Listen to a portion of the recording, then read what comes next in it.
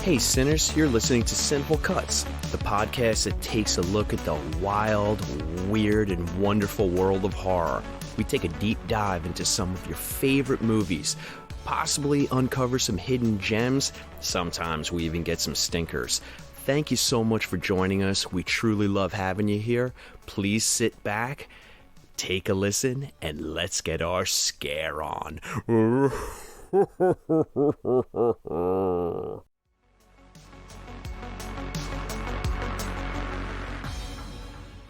Hey Sinners, I'm Shannon. And I'm Sean. And this is Sinful Cuts. Introducing Clay Mr. McLeod Chapman. Welcome to the episode, Clay. Thanks for having me, guys. This is awesome. Oh, it's an absolute pleasure. So, Sinners, just to give you a little behind the scenes, I've been stalking Clay for weeks now. I was fortunate enough to Clay. I saw you and Nat Cassidy and Rachel Harrison. Cassandra Cole was the moderator, and Aaron E. Adams. You were at the and Strand. Aaron E. Adams at the Strand. Oh, and I was like, I gotta get everybody involved in this on the podcast. And I reached out to you, and you were gracious enough to say, yeah, you know what, this sounds fun. Let's definitely do it. And I sent you a list of movies. Now we have you a couple of months from now. We have you for a movie that I'm not going to give it away. But you and I were just kind of like bouncing back and forth on Instagram, and I don't know who brought Bad Ronald up, but all of a sudden who brings Bad Ronald up into conversation? Whoever brings Bad Ronald up, we do. Like that movie's nuts, and I'm like, do you want to talk about Bad Ronald? And you were like, I do want to talk about Bad Ronald, and here we are. Darn tootin'. Yeah, it's amazing. You're totally enabling me. So this is, I feel like if your listenership is still talking to you after this, this is the litmus test, right? This is the line in the sand. Yeah. Like, can they follow you after this episode? This is it. I mean, this is like the initial. This is hazing for our listeners. If they can get through this one, will anyone trust you ever again on a movie recommendation? The answer is probably no. It's like Cyrus and the Warriors. Can you dig it? Which is better than Warriors come out and play. All right. So before look, I have a lot of praise to shower on Clay before we get into the movie. So, as I said, we're extremely fortunate to have you on and incredibly thankful. But this is a big year for you, Clay. I mean, we have What Kind of Mother? Yeah. Hey. And just finished it recently too. This book is tearing it up, but that's only because Ghost Eaters was tearing it up last year, and then Whisper Down the Lane. I don't want to put you on the spot, but of course I'm going to put you on the spot. I know you don't have to say the title, but I know that you have something coming out. Is it the latter half of 24? Or is it the early part of 25? I mean, it's funny. Like, there's a lot of like things kind of getting like getting out there into the world, and you're a busy man. I'm very, very lucky. Like, there's, there are a lot of people who are, enabling my kind of storytelling. But in July, I'm gonna bang through these. Forgive me. In July, I have a novelette called "Stay on the Line," which is with a indie press called Shortwave Books, and it has illustrations by Trevor Henderson, which.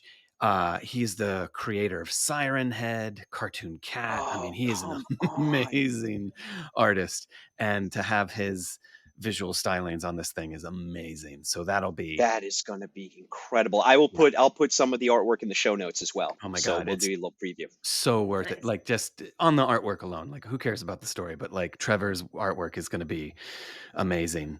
And then I have a new comic series on Dark Horse that's going to start in July. That's called Seance in the Asylum, which I'm really excited about. That's going to be a spooky one.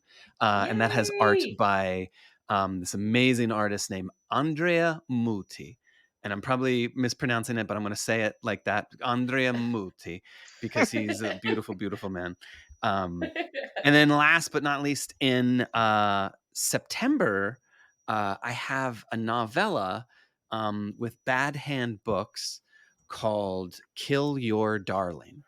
And that's going to be like a kind of like a true crimey, maybe supernatural, maybe not, kind of neo-noir mystery thing.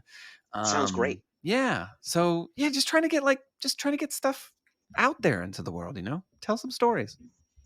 Where do Love you it. find the time? Because I follow you on Instagram, and you're also doing incredibly cool stuff. You're bouncing around, you're seeing movies, You're you're all going over to the place. concerts. Where the hell do you get the time? I mean, I'm only going to be alive once, Yeah, and I feel like if I don't take advantage of everything, I don't know. It's just like I want to do all of these things. I want to tell all these stories. I want to like go to bookstores. I don't know. Like I just feel like time is short and of the essence, and I need to love my family, love my kids, take them to cool things, and just do things before I die. That's it. I don't want to die with regrets. that's a great philosophy. No, that's a great philosophy. Yeah. All right. Definitely. Well, transitioning into someone who may have had or may not have had regrets at all. Perfect segue. Perfect segue. Let's by talk the way. about Bad Ronald. Oh my god. All right. I'm going to go out on a limb. Actually, the limb already broke. I know for a fact. I am the oldest here tonight. I was born in '68, so this Bad Ronald came out in what, 73? Oh, the novel came out in 70. '73 and '77. 74. So I have Oh, it at 74. Okay. 74. Yeah. Yeah. It was like a quick All transition. right. Like I think wasn't it like a popular thing to make like they a lot of them went to books and just put it out like on a quick like TV movie. Like I think like even Flowers in the Attic was kind of one of them. Yeah. Well, For the time. you had it in both directions, so to speak. You had TV movies, made for TV movies based off of novels that had just come out, and then you had novelizations of made for TV movies as well. So, an embarrassment of riches. But Yeah. I would have, there's no way in hell that I saw this on like the ABC movie of the week. Yeah. I must have caught this on like the 4 o'clock movie at some point during the '70s. Yeah. But this movie scared the hell out of me because I was a little child Yeah. when I saw this. Yeah. And I mean, yeah, I feel like in the 70s and 80s, there was just this heyday of made for TV movies that you would have. I mean, I know we always talk about like Trilogy of Terror, and we talk about Salem's Lot, like these movies that like maybe began as made for TV films, but I think they had kind of a bigger, kind of more robust life on VHS. yeah, But there are these made for TV films that just had no life beyond the kind of airing on whatever network, like no VHS, no, like they almost became kind of urban legends in of themselves, where absolutely. like Dark Night of the Scarecrow. There's this I think one of the ones that kind of really kind of kicked it off was Don't Be Afraid of the Dark. With Yep. Another one that scared the hell out of me. right. There's another one that was called Don't Go to Sleep, with Valerie Harper. Like all of these, it's all of these TV actors like Dabney Coleman, like that just kind of like show up in these things because it's like, yeah, sure, I'll play a bit role in these things. I actually have one too. Night of the Lepus. Yes. I got to the point where I saw it so young, caught it on TV, whatever year it was, and I was so young, and I remember I enjoyed it, but whatever. And I got to the point where I'm like, it never expanded ever again. So then I got to the point like, did I make it up? Like, right? I mean, I read a lot of horror books. I'm like, it's possible I just had, and I'm an only child, so like I had to, sometimes like just make up my own friends sometimes. No, but I think you're totally correct. Like I think that like because we were kind of beholden at that point in technology, that like things showed up on air they would air at like random hours, and like if you saw it, it kind of seared its way into your subconscious. But you would Yeah. Mm. like years later be like, hey, do you ever remember that movie that was on TV that was about this guy that lived in the house, and people just look at you funny, and they'd be like, what are you talking about? That never exists. They kind of take on this mythic proportion of just not being real, and you Yeah. start to doubt your own, like, did I watch that? Like, did that actually exist? Clay, I have a real example of that. It was during the 70s, and there's this movie called Killdozer. And it's about a bulldozer that comes to life and it kills people. The title really sums it up great. Yeah. But I saw this during the summer, and then I was playing with my friends like a week later, and I'm like, "Did you guys love Killdozer?" And they're like, what's coming out of your mouth?" No one had saw it. No Yeah. one saw it, and they all thought I was making it up. And there was, like you said, I have no avenue to go down. Like, hold on, we're gonna rent it, or it's gonna be on streaming. I was just like, yeah, I guess I'm a liar, and I'm walking home like, I know I saw that goddamn. I No mean, one did. you do kind of question your own sanity at a certain point. You It's like, did I completely fabricate some sort of like just this non-existent kind of imaginary made for TV movie? Like, did it really exist? And Yeah. I will admit that like I do remember Bad Ronald, like seeing Bad Ronald on something at some point, and then it just disappeared for years, decades. And Decades, and right? Yeah. and then, I moved to New York in like 96. And back then there was this amazing video store called Kim's Video. um, God bless Kim's Video. Like that place was just Yeah. like, it had everything. They had a bootleg VHS of Bad Ronald, and I Wow. swear to God, as when I found it on their shelves, I it I had this moment where I was like, I'm not crazy. I didn't make it up. Like it's real. It's This real. exists. Yeah. Like Yeah, for yeah. years I was just like under this pretense of like, I guess I made that up. And then I saw it and it was just like, oh my God, like it was so validating. And it all of that trauma came back of like watching that movie for the first time since I was like 6, like however old. And uh it holds up for Yeah. people of a very particular generation.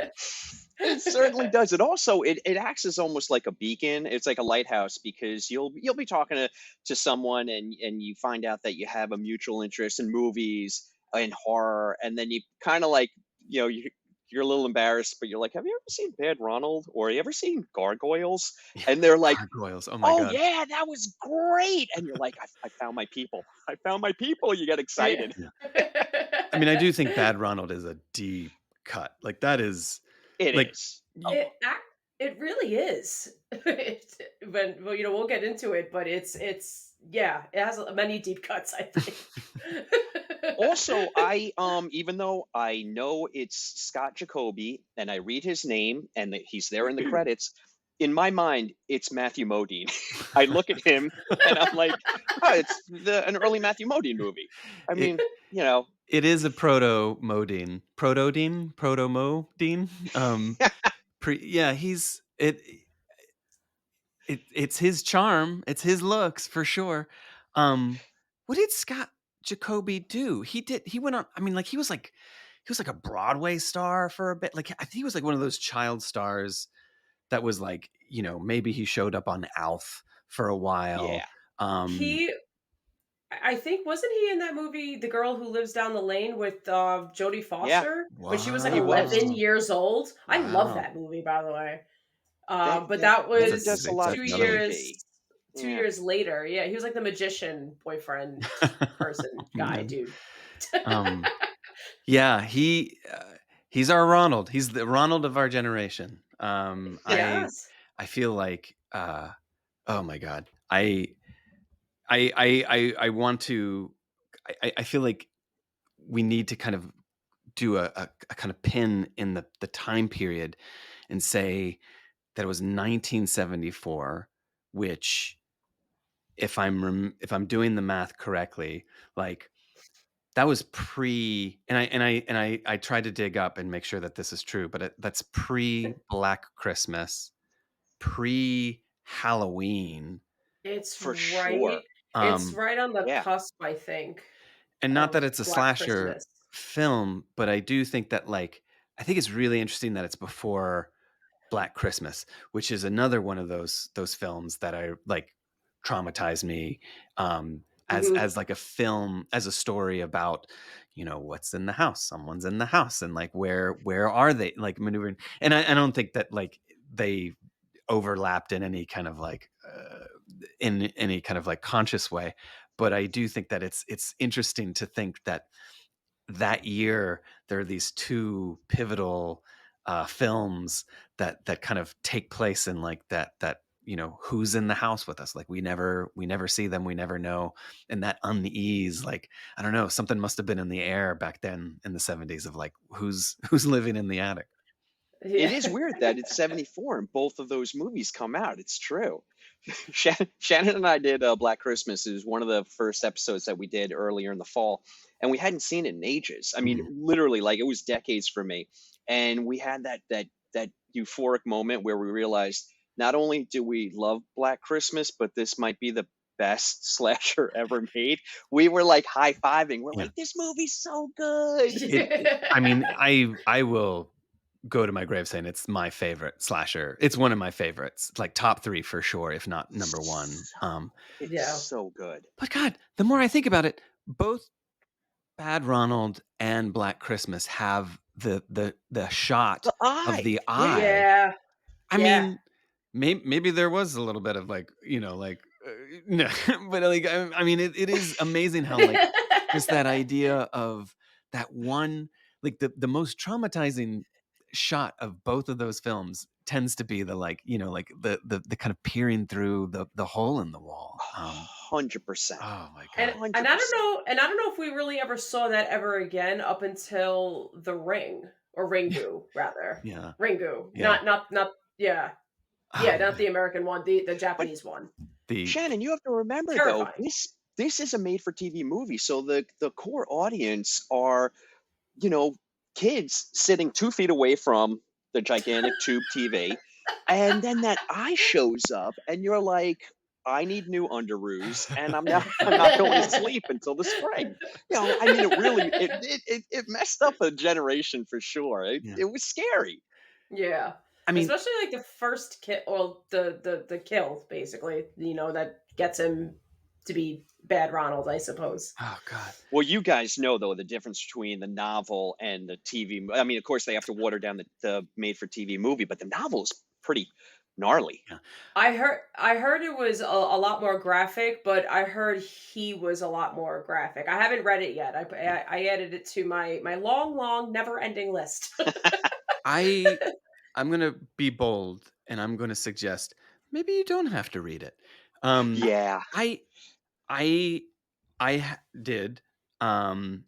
Jack Vance, wrote this novel in '73, um, and having not read the book prior to seeing the film, it is very stark, the kind of the paths in which they kind of veer off from one another, Oh. and Oh, okay. the no like I am aghast, I'm agog that they were able to like convince some ABC studio exec, like, right? hey, you know what we need to make for our next made for TV family This movie book. that mom and dad and all the kids are going to crowd around the TV and watch with their bowl of popcorn? We need to adapt Bad Ronald, which I mean, I have to imagine all of those people never read the book because They it couldn't have. is depraved. It is a very depraved Yeah, novel. Um, and I mean, no, I mean, like my personal kind of morality barometer is pretty. I have a low threshold. Like I saw Martyrs once. I don't need to see it again. I saw Last Mm, House on the Left once. I don't need to see it again. Like there's like a certain kind of like threshold for that sort of stuff that I have, and it's like, oh wow, I'm glad I experienced that. I can move on with my life now. Bad Ronald the novel is just nothing but like rape and like it's just like there is no morality to it. There's No. no uh you know like the center to it is just pure perversion. um Ah, so then to see the made for TV film, it's just kind of surprising because they basically, I mean, they sanitized it. They stripped away pretty much e every layer of kind of perversion that they could, and it okay. still kind of maintains and retains its kind of essence, but in a very like, "Hey, I'm just a misunderstood madman. Like, I'm just, you know, like, I'm a."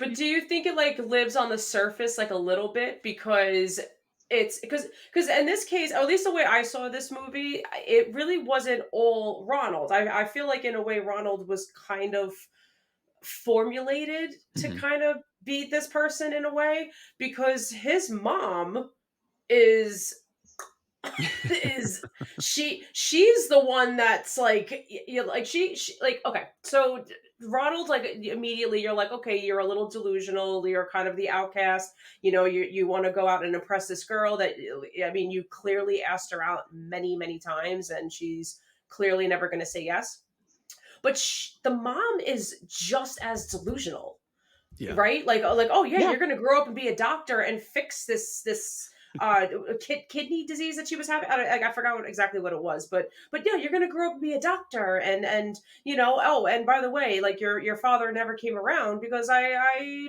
kind of paid him off Yeah. in a way. Like I told him like, oh yeah, you don't ever need to come around, and you don't ever have to pay alimony, so I have you all to myself. Yeah. That's Yeah. Yeah. fucked up. Yeah. Yeah. I have to Shades of say. Norman Bates. Shades of Bates.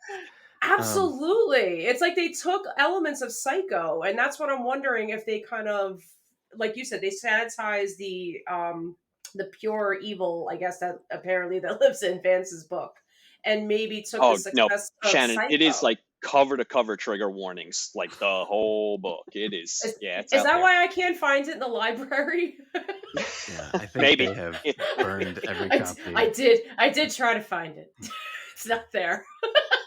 I mean, it is an interesting point, and I do think, if I'm remembering correctly, the one of the key kind of differences between the film and the book is the book doesn't necessarily take on the perspective of Ronald, where I feel like the film kind of does. Like, I think that you're kind of grounded in Ronald's point of view a lot more than, say, a lot of the other characters.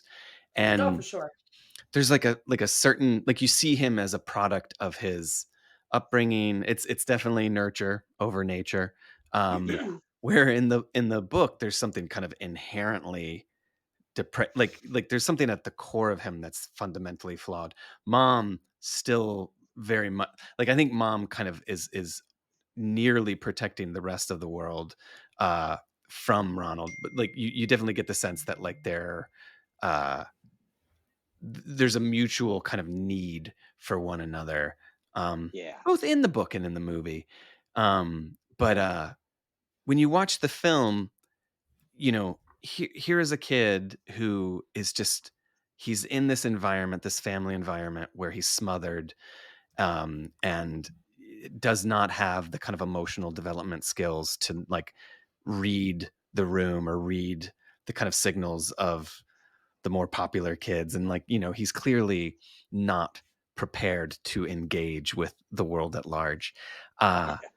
and when he goes out into the world, much to his mother's disapproval, he sneaks out basically. um when he has this kind of quote unquote accident, uh mom kind of goes on lockdown and makes these decisions for Ronald. And I don't know, like, it's interesting how, like, in the book, Ronald makes some bolder choices, um, that include both rape and murder, Yeah. and mom makes choices that are kind of reactions to that, you know, as opposed to like, Yeah. oh, you're just misunderstood, hun. You know, this will blow over in no time. Let's get you all set up, and you will figure something out. So like, yeah, it's Yeah. a little, it's almost kind of shades of the same color, but like just the depravity kind of like, oh, I well have a done. I have another question. In the book, was he just as was he like also a big fantasy person? Like, did he have like a whole Atlanta or whatever? Did that exist, or was that made up for? Because It if it was made up for the movie, I found that to be really interesting. No, it was in both. Okay.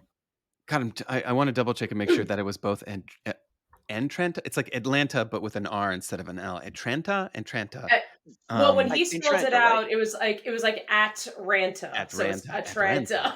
Atlanta. It I don't know. he definitely has created this entire fantasy universe Okay. in the book. But you see it as less of an escape. Like I don't know, like it's just it's like D&D for perverts in the book. In the book, Fair, yeah. Yeah. fair enough. Where there's like a certain whimsy to it in the movie, and you're just like, oh, these beautiful sketches, and that, like, you know, he's like giving this girl her like her portrait, and like, oh my god, yeah, it's in both again, Okay. but they kind of bring a certain kind of illumination to the film version of it. Okay. Yeah, Yeah, because I found it interesting that like clearly like it's like I mean it's kind of what I was already saying before, but like I like the fact that clearly both him and his mom are living in their own fantasy worlds.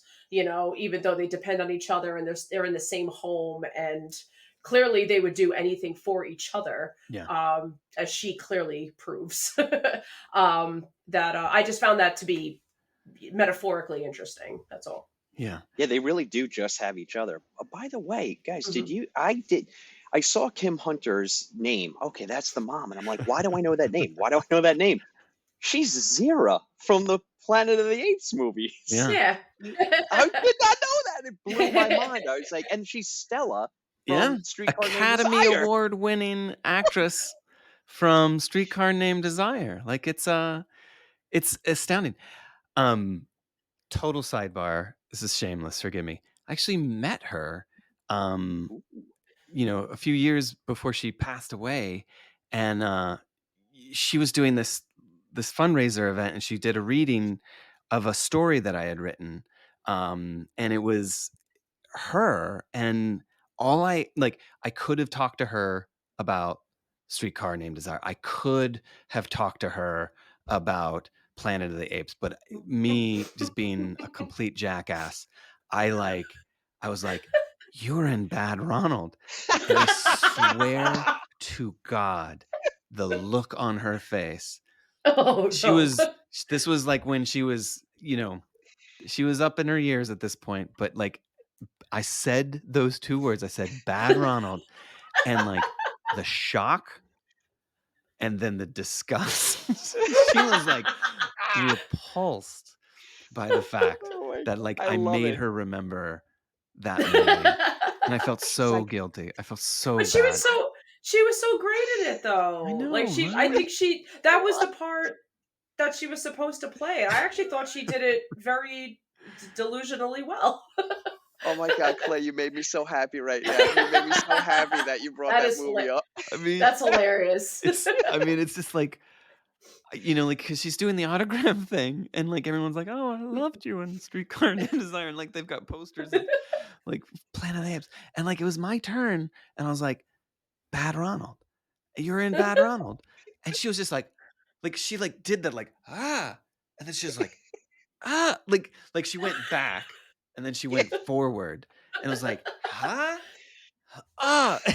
like in like a 1-2, and you know, I don't know, man. You know, you never know what people are going to remember you for. But I'll remember Love Kim it. Hunter for Bad Ronald.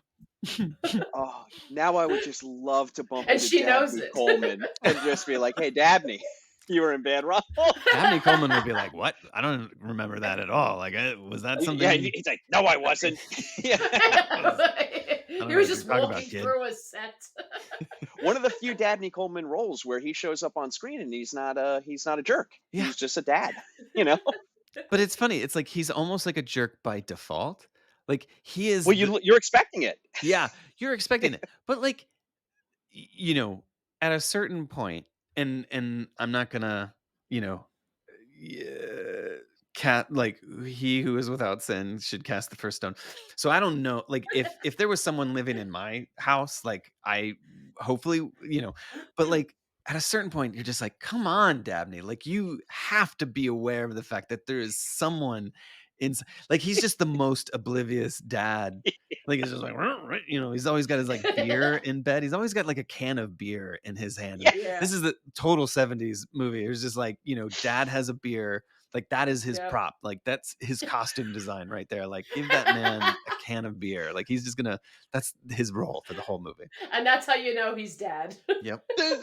The most 70s part of this movie is the scene between Dabney Coleman and his wife in the bedroom, and he's doing sit-ups, and then his last sit-up, he grabs his beer and he just starts drinking it.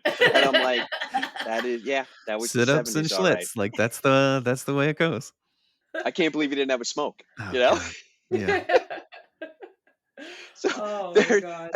as far as like the fright factor of the movie, and again, this was a TV movie of the week, so the core audience is going to be, kids in front of the TV, and it is, it's sanitized for sure, but it was definitely scary, and especially that the third act where everything kind of, he gets found out, and he's essentially trying, he is trying to assault this young girl. Yeah. And then when with the part with the Yes, yeah. eye, and then when he busts out the door, and it was shocking. I mean, Yeah. it was shocking for back then in '74 for a TV movie of the week, and then, Gargoyles comes along and says, "Hold my beer," and But isn't it? I mean, I feel like, we talk about Black Christmas. Like, I think that a lot of these movies exist based on one shot or one moment that you it's a good just, point. they just like sear their way into your mind. So you just hold on to them forever and ever. Like I will see Ronald's eye peering out from that little peephole. I will remember that because it's a slow motion movement when he like busts through the wall. Like that is Yeah. like like I do think that the film itself with it has restraint and or lack of production value. So like like they're kind of like amping up this slow burn so that by the third act things really go off the rails, and like like you're not getting a lot of the kind of perspective of like what like I do feel like it's kind of suffocating. Like I feel like you're kind of trapped in this house, so that it's the kind of eternal like, don't go in there, don't do that. Like why? Like I'm always kind of like, when I watch this film, I'm like, oh my God, like how can you not know that like there's a corpse in the basement, or like there's like like she's right there, like it kind of defies that kind of fight or flight response that I have whenever I watch a movie. But then you get to the end, and then all hell breaks loose, and there are these like pivotal, like key moments where I will just forever remember, like, oh, that eye, it's such a beautiful shot. I liked I think one of my favorite shots was, who was the neighbor, Mrs. Schumacher, I believe. Yes. So she Yeah. was, she was a funny a little comedic relief, I think, because it was just, I don't know, just like the whole like peering up, like through the window was hilarious to me. But when she finally saw Ronald, for some reason, I'll admit, I actually got like definitely a little fright in me, and I wasn't sure. I'm like, who am I scared for right now? Like, Yeah. that it was such a weird moment, right? Like it was like, as in a way, like you're like Bad Ronald, like you're like, okay, like you're this is, you should not be doing this at all. But you're like, but to be fair, your mother told you to stay in the house and whatever, and now you're caught. Yeah. And it was, but it like but then I just remember the score and then the close up of Ronald, like seeing her. Yeah. I thought that was such a good scene. It's probably like one of my favorite scenes, I think. Oh my And god, then I'm when she totally just blanking. Does she die? Does she he does. She like has a heart she has a attack. heart attack. Total cop out. Ronald should have Ronald should have been proactive on that one. But he immediately is like, "Well, gotta hide this body That's right. I under the house." Oh god. Clay, Shannon and I talked about this because we're talking about Bad Ronald all week, and I can't get my head around the fact that Ronald would have smelled so bad. Yeah. So bad. And he had a sink there, but in the movie, it's depicted that he is not bathing at all Yeah. because he's filthy. Yeah. And I'm like, you would smell Ronald. You would absolutely smell him. But I mean, it is what it is, I suppose. It's I think that the film kind of rushes through the kind of time frame of like they're trying to clock his mental degradation but also his physical, like the smudges, like he has more smudges, Yeah. like he gets dirtier throughout that, and it's like, is that dirt, is that the charcoal print from the illustrations? But like he you know they do a decent job of showing him get smudgier throughout, but As it like, goes on. Yeah. yeah, he But is, I mean, he's like wearing the same shirt, like it's definitely, I don't know.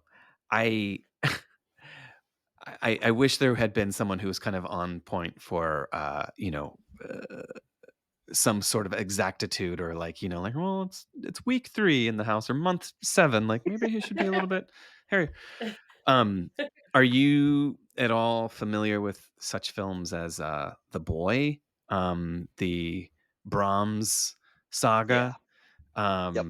And I feel like, where everything's been done. It's just how you kind of retell it and how you do it. But like, mhm. I don't want to ruin The Boy for anybody out there. But like, there's a part of me that feels like I want to cry shenanigans on films like that. There's also a film called Housebound, a New Zealand film. Oh, I Um, love that it was a movie. great film, I right? love I that saw movie. that. Yeah. No, Housebound? no spoilers, but like, I'll have to write it you down. know, the disciples of Ronald are far and wide, right? I'll brush up against a slight spoiler for The Boy, just in the fact that, because we're talking about, okay, there's somebody living in a house undetected, but the boy turns out to be a gargantuan man in in a house with wood floors. Yeah. That's all I'm gonna say. Yeah. I mean, this guy couldn't move a muscle without you hearing it 3 floors up. So, Yeah. but look, we see these B movies for the fun of it. I suppose you have to suspend your disbelief. But Yeah. Housebound, though, that is a gem. I really love that movie. That's a great one. And it plays with your expectations. It kind of, shifts, and like, is it supernatural? Is it something else? Like that's a fun one. Um, I love those. yeah, yeah, I love like that keeps you guessing, like is it Yeah. me? Is it you? Is it him? Is it yeah. okay? And then Um, yeah, if I can't predict the ending, I usually like it a lot better. but I do think Bad Ronald, it it plays off of your senses. Like, you're talking about smell, but I think like so much of the scenes are just kind of boring domestic scenes, and they're like, do you hear that? Is someone upstairs? Like, Yeah. whose footsteps is that? And then you'll just kind of go back to the family will go back to dinner, and you're just like, oh, this is like, I just love that, like, kind of mundane quality of like coming home from school. I'm the only person at home. Everybody else is out. Like, and like, just that feeling of like, do you hear something? Or like somebody took a cupcake. Like that, I made those cupcakes. Like, it's just, I love that they're playing off of a vibe that I think we all feel, and maybe it's because we feel it because of Bad Ronald. But like, if you're in a room and you hear something or you sense something, all of a sudden you start to imagine like, oh my God, I'm not alone in this house. Like, oh, like there's someone else here. Like someone I is. think that Clay, I think that constantly anyway. this happens to me. I think that anyway. Constantly. The TV in our living room was going on. This only happened. It was a 2 week stretch, and for whatever reason, the TV was going on. So it'd be 2 o'clock in the morning, and you wouldn't. It wasn't like the volume was on, but you'd wake up because you just have this like weird sense that like why is there light coming in the room? And I kept going out there, and I'm like, fucking Ronald, I'll find you. Damn, Ronald, you again. That little That or rascal. I'm like, my house is absolutely haunted. Oh my God. But the boiler will go on, and I'll be home alone, and I'm like, what was that? Yeah, and I know what the noise is, but I'm still like, what was that noise? What? I would, Maybe I've really done damage to myself watching all these horror movies. God, I would lose my shit if there was someone in my. I like it. There is that. It's just that moment, and it is the eye and the peephole moment where you're just like, I'm not alone. Like it's just like that sheer kind of moment of like, there's someone else here, and like. If Ronald, disheveled Ronald with like the smudges, like if he just came out, I'd just be like, holy shit. Like it would just like how does one respond? How does one react in that moment? It would just be like, oh fuck. It would just be like, Yeah. oh man. I felt genuine fear for Babs in that moment when he does of just, ta-da, look what I drew you, Oh, and he God. thinks it's okay, and this is not Yeah. fucking okay. Not at all. No, Oh, there are definitely little parts. I mean, we spoke about the similarities between Black Christmas and Bad Ronald with the eye, which is so well done in both movies. But I will also say that maybe some of the slashers down the road cribbed or paid homage to. We don't want to accuse them of cribbing stuff, but that busting through the door is very much a Friday the 13th. I know that's like a Friday the 13th part 2. So I Totally. think they laid a little blueprint down for people to pick up on down the road, which I love. I adore that, Yeah. I mean, if it all goes back to Bad Ronald, we've like just kind of like found the kind of like forefather of all of these amazing movies, right? absolutely. Can It's you when imagine? and he like bursts out like it's such a beautiful moment because it's such a like there's no grace to it. It's not like he comes out and he's like As it like he's not some as it victim. shouldn't be. He's not it's not Jason grabbing someone and yanking them back. It's just this kid blasting through a wall, like basically kind of running away, and he's like tripping on himself and falling down, and he like stumbles out the front steps, and like the police catch him. Like it's just like there's such a like it's so kind of pitiful in this way that Ronald's life has just been this kind of thwarted, kind of stunted. Like even his reveal, his like big moment to kind of like burst out of the walls, like it's just he kind of stumbles and Yeah. falls and like gets arrested. It's like, Yeah. womp womp, you're arrested. Yeah. By the way, can we talk about the police detective? I mean, when they were casting, Oh this my guy God. showed up and they told everybody else to go home. Oh His my God. face is just like Joe Cop. He was Yeah, perfect. nuance Yeah. is not. They're sticking straight down the middle. Like nothing's wrong. Call us later.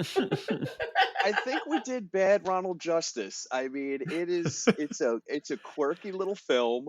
I want to put it on everyone's radar just so that they can experience it. You have to. I mean, Yeah. look, Yeah.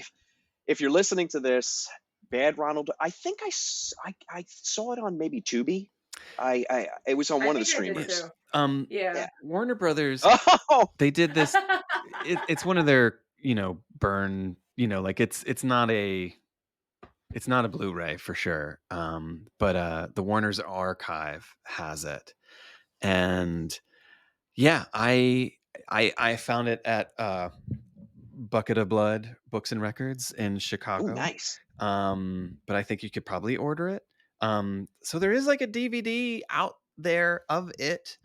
I feel like I think it's a great artifact. It's like a great kind of like those, because I do think that they're just those made for TV films. Like I know Dark Knight of the Scarecrow has a streaming life now, but like don't go to sleep Don't Be Afraid of the Dark. Like those films that just have no imprint beyond their air date. Like I just want to find them somewhere. Like they're impossible to find unless you go to YouTube or something, you know? You hope Yeah. that somebody like a Vinegar Syndrome or Severin or Arrow will do something with them someday. Totally. But you make a great point, because I kind of went down the rabbit hole. I started watching a lot of made for TV, and you can pick them up on some on YouTube, but the quality they're so bad. Yeah. They're just so bad. But I did want to point out. So I watched The Savage Bees. Shannon and I were talking about. We did oh, by the way, Eric Hansen from Cradle to the Grave play. I was just on with him on Sunday. He gives a hello to you. Oh my God. The small world. The podcast community comes together. Yay. Yes, we're all one. But we were talking about Draculas with him. So the Dan Curtis Dracula. Dan Curtis did a lot of these made for TV movies, you know. Mm-hmm. Don't Be Afraid of the Dark still scares me. Mhm. Those little people still scare the hell out of me. Trilogy of Terror we mentioned. I mean, Karen Black will always be an eternal crush for me. I feel a little bad when I talk about Trilogy of Terror, though, because I can never remember the other two. It's just always the Zuni fetish doll. Yeah, you don't need to talk about the other two. They're right. They are what they are. Now, okay, let me ask you two. What's your opinion? The best made-for-TV movie of all time, is it Salem's Lot or is it Duel? Do you think? And by I mean, I don't mean best, but the most successful. Oh, I mean successful. I don't know. Well, probably Salem's Lot. Really? I bet you Salem's Lot was more successful for viewership.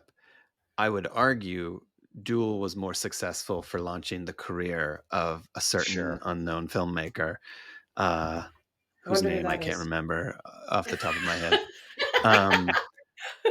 But I mean, I think probably more people watch Salem's Lot, right? I try and watch it every year. Although Duel, we're down here on Long Island, Clay. So the Cinema Arts Center in Huntington is doing a re-release of Duel. I have to see that on the big screen. Wait, when is that? When?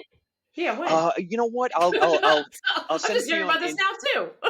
I'll send it to both of you on Instagram. And you know what? And I'll put it in the show notes as well for all the listeners. I believe it's in a couple of weeks. Wow. It hasn't happened yet. It's coming up, but I'm definitely going to check that out. You have to see it. Imagine we get a big party to go. I would love to see that on the big screen. I love that movie. Yeah. Yeah, it's great. That's the other thing that we haven't talked about. Like, a made-for-TV film has its own architecture. It has its own commercial. Like, the commercial breaks are kind of baked in to the film, regardless of there being commercials. So, like, a film like Bad Ronald has these crescendos where it's just like the music, and then like there'll be a fade out, and then it'll come back in, and we're back in there, and like you just have these moments where it's just like, I don't know, and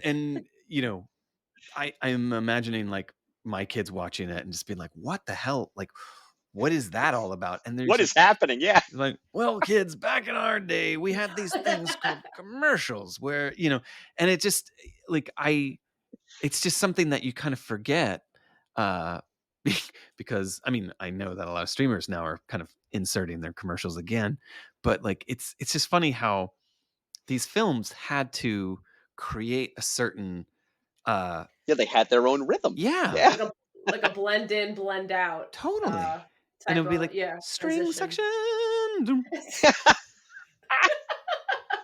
It's so a lot true. went into it. A lot went into it, though. It's so true. And then I'm going to see Duel on the big screen, and they're going to have those crescendos, and then it's going to lead to no commercial, and I'm going to be like, fade out, fade in.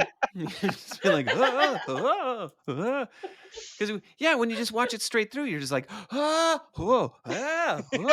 it's like speed bumps. You're just like, every 7 minutes or something. You finish the movie, you're like, why am I so tired? That was exhausting. I need a McDonald's commercial or something to just like cleanse the palate. Just give me a Geico commercial or something, please. Like, this is a little too much. What's the new Happy Meal coming out? I need to know. Oh my gosh! All right, so Clay, we're gonna put you on the hot seat. We have our 3 questions that we ask all our guests. They're Okay. very easy. They're Okay. very easy, but we'll start with the first one. The first one is, what is the scariest experience you've ever had? It could be a movie, or it could be I was driving down a deserted road and I looked over and there was a ghost in the seat next to me. Whatever the scariest moment you've ever had. I mean, just because we're talking about all of these made-for-TV films, like, I do want to. I'm gonna tailor it to my scariest made-for-TV movie moment was Love it. this movie called Don't Go to Sleep. Like, nobody remembers Don't Go to Sleep, but it's like, Gotta watch is this. this girl possessed? Is she not possessed? Like, is she a psycho killer? Is she not a psycho killer? But like, not to give away too much, but there is a terrifying scene that revolves around a pizza cutter, a pizza slicer, and it is phenomenal. And watching that as a kid scared me. And I'm working on a new book right now, and I'm like paying lip service to the pizza slicer, because the pizza slicer is a scary kitchen utensil that doesn't get its due. So I want to bring back the pizza slicer, damn it. Nice. That's my lot in life. Bring back the Oh, slicer. that's great. That's great. Shannon, do you want to do the second question? Yes, it's a trash movie one, right? It's a trash movie one. Okay. I always get them out of order, so forgive me, Clay. But okay, so what is a trash movie that you love? Basically meaning that like everybody else pretty much hates it, but you'll defend it to the death. Bad Ronald. I mean, Bad Ronald, like the gospel of Ronald is like, it's a tough one to spread. Like, it's like, guys, you got to understand the history of it, the context of it. Like, it's like, this is where it was. And like, I don't know if I defend it as much as try to give the history, which is probably even more annoying. But it's a total cop out. I'm copping out, but like, I think it has to be Bad Ronald, because A, nobody has seen that movie. B, the people who have don't remember seeing it or don't believe they actually saw it. And C, there's just no like there's not enough love for Ronald. Yeah, we got to bring the Ronald love for sure. Hopefully this episode will do it. Yeah, we're trying. Don't watch The Boy. Don't watch. I mean, you can watch Housebound, but like after. But like, yeah. I mean, today nowadays we have a short attention span. This movie's only an hour and 14 minutes long. It's true. Like, yeah, it is very quick. Yeah, take it. Just Cinners do it. In and out. Okay, our third question is the most contentious one. We've had pushback on it, but we're still going to ask it. Wow. Okay. Yeah. Because I'll tell you. I'll tell you why after I ask it. So, any movie that you would love to see remade, and you could just name the movie, or if you really want to get into it, you could also say who you'd love to direct it now and who to star in it. Oh God. I don't mind the question. I mean, like, some of my favorite movies are remakes. So like The Thing, like remakes, I think are it happens. I do hold certain sacred cows to still be sacred. So I feel like I didn't need a remake of Texas Chainsaw Massacre. I personally don't feel like this movie needs to be remade because it's perfect in my heart. But I wouldn't. There was like a hot minute where I was hired to develop a script for a film called Let's Scare Jessica to Death, which is a deep, deep, deep cut. And it was at Paramount, and they because they kind of distributed it, but like the rights are just so tied up with all these different kind of shell companies that don't even exist anymore. But it's in their back catalog, and I feel like that's such a mood movie and a tone movie that any remake would be horrible, but I kind of want to see a remake of it because I don't know. And I'm heartbroken that I'm not going to see your version of it. Well, right now, maybe it'll circle back around. No, good vibes out. No, it's never happening. And I mean, like, because even in the like development of it, like there were like it was already kind of veering into this like, oh, they're vampires. Like, let's make them vampires. I was like, well, are they vampires? Like they're like, Yeah. in the original, it's like, are they or are they not? Are they ghosts? Are they vampires? And like they're like, no, let's make them vampires. And it was kind of like, like you can see Okay. what the remake would be, and it would just be like, no, let's let bygones be by. Let's let this lie, because yeah. Yeah, we've gotten from our guests, we have gotten people who are just jump into it and they're like, "Oh yeah, hell yeah, I want to see this remade." And then we've gotten, "Why would you ever remake anything?" And we respect all age. We may need to change the third question. I mean, you We've brought got up some The interesting Ring. answers Like, I think, though. Ringu to The Ring, that's a wonderful remake, and Yeah. Yeah. I would argue that, like, I will stand by, like, all of the remakes, almost all of the remakes of, Invasion of the Body Snatchers. Um, Hmm. like, Ooh, there's yeah. certain films, I mean, well, no, maybe not 9/11. Like they're just films that, like, each generation needs its own version of this film, and, Yeah. Yeah. Yeah. I The, the it Fly was a remake. I think that's a great movie. exactly, Oh right. yeah. Yeah. I know the big talk right now is The Crow. So it's Yeah. so The Crow, if you ever asked me like actually like my one favorite movie that I had to pick, if I had to pick one, I will always go back to The Crow. So are Um you excited? Have you seen the trailer, and are you now like, "Yeah, I take that back," or are you like, "Yeah, I'm gonna go"? I'm definitely curious enough to see it. It's that I mean the violence is already intriguing to me. But you're the thing is with me, you're never you're never gonna top that movie. Not ever.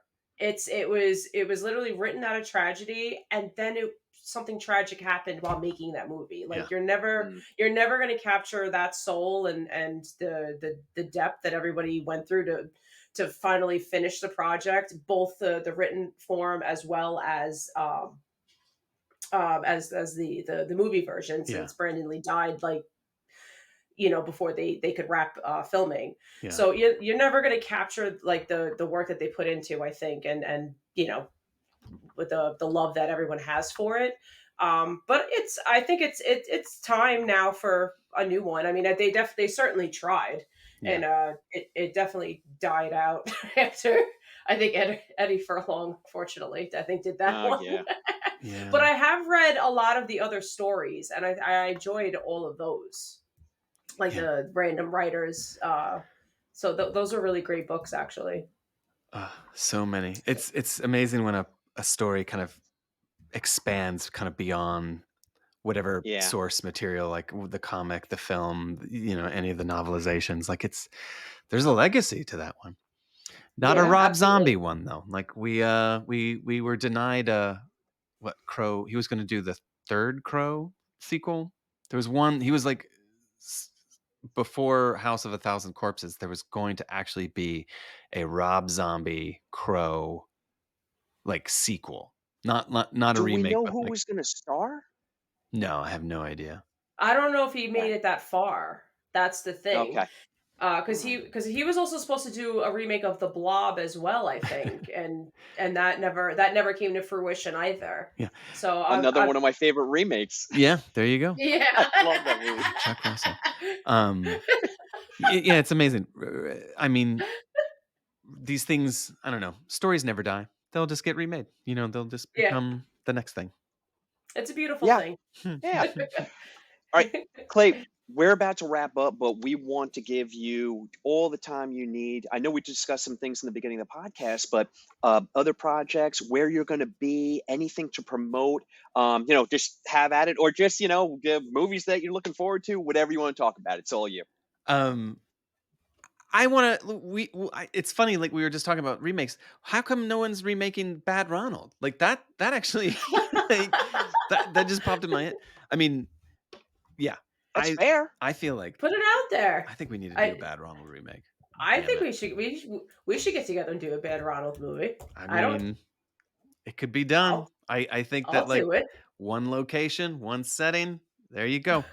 I Um, mean, it is cost effective, that's for sure. yeah. Yeah, we just need one wall to build and destroy.